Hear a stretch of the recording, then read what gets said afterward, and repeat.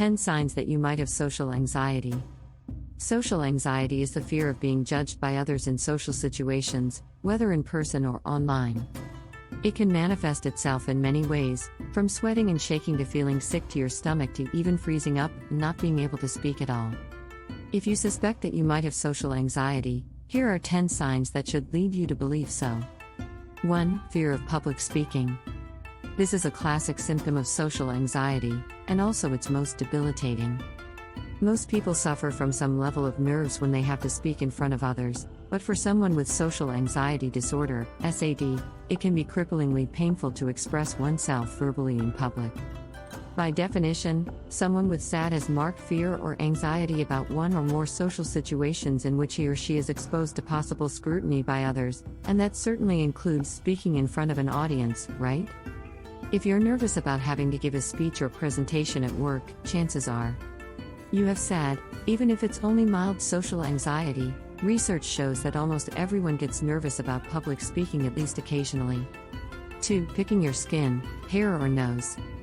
Scratching or picking can cause serious damage to your skin and can also lead to infection, particularly if you tend to go digging around in places like your nose where bacteria thrive. Some people with social anxiety use these behaviors as a form of self-soothing, which is why it's important not to engage in these habits. This is especially true when anxiety strikes. Resisting urges that arise at those times can reduce their frequency over time. 3. Avoiding eye contact. People with social anxiety disorder avoid looking at other people directly in their eyes. They might look elsewhere or keep their eyes down, especially when talking to someone they don't know very well. Making eye contact is a way of showing that you are interested in what a person has to say and connects you to them mentally and emotionally on an unconscious level. It also helps put both parties at ease and creates a more relaxed atmosphere between them, so avoiding eye contact often contributes to anxiety in social situations. 4. Phone anxiety. If you feel anxious around people over text or on social media, there's a chance that your relationship with these individuals is draining or complicated in some way.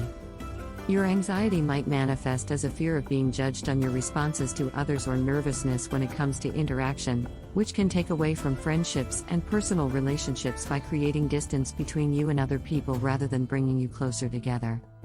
If you find yourself feeling like you want to avoid communication at all costs, consider having an honest conversation with whomever you're speaking to. No text message will make it easier for you to express yourself than directly speaking to someone face to face, and getting it out in the open can help lift some of that social anxiety off your shoulders.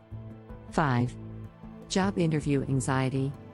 If you're interviewing for a job and feel anxious before, during, or after, you may be suffering from social anxiety.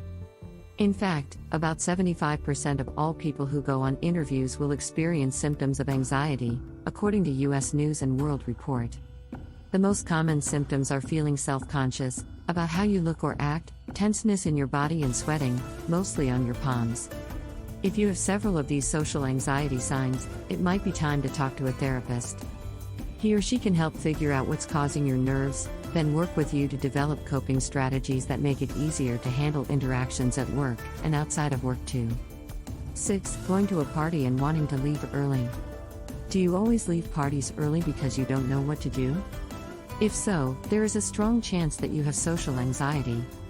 If leaving early isn't an option, bring your best friend or join a small group. Go up to people and start a conversation by introducing yourself, asking how they are doing, or discussing something you share in common, i.e., interests, school. It may seem difficult at first, but with practice it gets easier to break out of your shell and make connections with others.